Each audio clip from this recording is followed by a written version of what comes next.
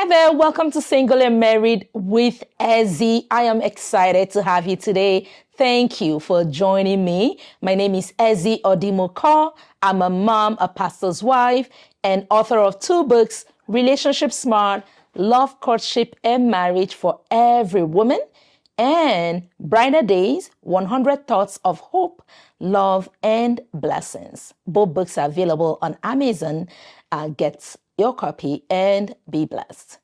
Today, I want to talk to you about avoiding disappointments in relationships. Have you ever been disappointed before? Or do you know someone who's been disappointed in a relationship? So we're going to learn ways that we can avoid being disappointed in relationships. Generally, disappointments come when expectations are not met. Right?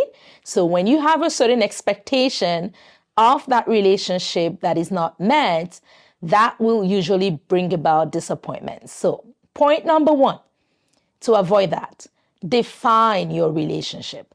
What kind of relationship are you in? Are you in a marriage? Are you in a friendship? Are you in a courtship or not, right? So you got to define it. You got to put a name on the relationship. Know what it is, not just what you are saying that it is. Ensure that the partner, the other party, also is in alignment, right? Because you can say, I'm in courtship, and the other person can be like, I never proposed to you, right? So you want to make sure there's harmony. You want to make sure there's understanding of what kind of relationship you are in. Because when you define your relationship, it will help you set the appropriate boundaries, the appropriate expectations, and help you be successful in that relationship. Point number 2 for you today is ask questions of your relationship, right? You got to ask questions to know if you're in line, if you're making progress, if you're advancing, if you're getting results or not. And I put some notes here. Does my relationship please God? That's a good question to ask your relationship. Is it aligned with your values? What are you looking for? What kind of relationship do you want?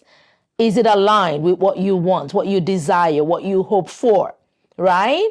Are your parents or your guardians or your spiritual authority, the people who are important in your life, are they there in support? Because that will be important if you're going to be successful, that you have the support that you need from people closest to you to help you be successful in your relationship. What demands is the relationship placing on you? Okay, what demand are you placing on your relationship? So lots of questions to ask, but make sure that you're asking questions, because if you don't ask, you would know, right? And if what you don't know what you don't know, right? That's what they say. So ask good questions, get good answers so that you know if you are making progress, if you're on track, if you're in the right relationship, if changes are needed or not. All right. So again, thanks for joining me. And if this content is helpful to you, I will request you to like it and subscribe, and also click on the bell button so that you're reminded when I come online with new content. And if you like it, you may share with your friends so that they can be part of Single and Married. So thanks again for helping me to reach more people with this content. I really appreciate your time. So we're going to move on to the 3rd point that I have for you today to avoid disappointments in relationships. Evaluate your relationship. That's point number 3. Okay, evaluate it. We get evaluated every time, right? Even at work, there is performance evaluation to know how you've done, if you're doing well, if you need, what's working, what's not working, what needs change. The same applies to your relationship. Evaluate it, right? Are you on track to meet your goal? Are you making good progress? What is working? What is not working? What needs to change? What needs to remain the same? If you don't evaluate your relationship, how are you going to know if you are making progress? right? I like to think of, when I think of relationships that are not productive, I think of, transportation in developing countries, say, you have the bus, you have the conductor, and I like to think of unproductive relationships like that, right? You have the conductor who is just in the bus.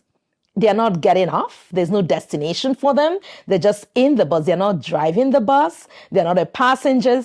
They're just going on and on, right? So you want to make sure that you evaluate so that your relationship is not just pulling you. You have a goal. You have a destination. You have something that you're working toward. And so you can know when you have reached your goal, when you're making progress toward your goal, and when you're completely off from where you're going. All right. So ensure that you evaluate, ask questions, tie in, and check in for progress where needed. And then fourth point that I'm going to share with you today is to set appropriate boundaries. Okay. There are different kinds of relationships, and all relationships are not the same.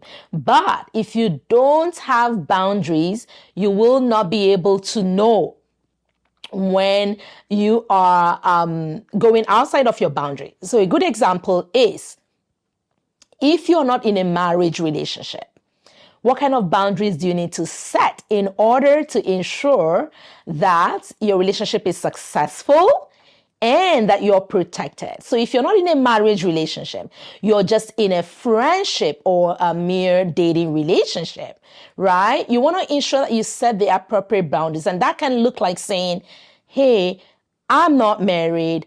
This relationship is not going to involve sex. Right? That's a good example. Set appropriate boundaries in your relationship. Sometimes you're just in a certain kind of relationship and there is so much demand of your time, right? You have to set boundaries. If there is that relationship is not, say, a courtship or, not quite defined. You want to make sure that you protect your time and that you're not giving out too much that is not quite for that level of relationship. Okay, so ensure that you set appropriate boundaries. Boundaries can look different, and things like, time, your space, right? People, sometimes they want to move in, right? Setting a good boundary would ask you, hey, what relationship is this? Is this defined?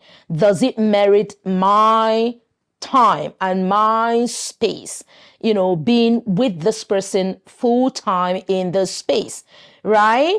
Finances. Are there boundaries that you have set, right? You could just be in a friendship, but the demand on your finances are so excessive because you haven't set any boundaries, right? And you find people making joint investments where there is no commitment, right? And so tomorrow they get disappointed because there was no commitment. There was nothing. They were just, putting monies together and making giant investments with people, right? Set boundaries spiritually as well. Okay. So these are some of the things that you can start to put in place right now to ensure that you are not disappointed in your relationship. I have a lot more to share with you, but we will share that in the next episode. We will continue to look at things that you can do to avoid disappointments in your relationship. Now, don't forget, if you're interested, I have a free marriage mentorship class that runs monthly. Subscribe using the link that you will see and be part of it. We meet monthly and we discuss on topics that are relevant for both singles and couples alike. And I also have a training that is coming up in September. The link will be available for you to register for that training. You can join online, or if you're around the Edmonton area, you can join in person. More details will be in the registration link. I want to say thank you for being part of Single and Married. Thank you for supporting, and thank you for watching and for sharing. I will see you next time. Goodbye and God bless.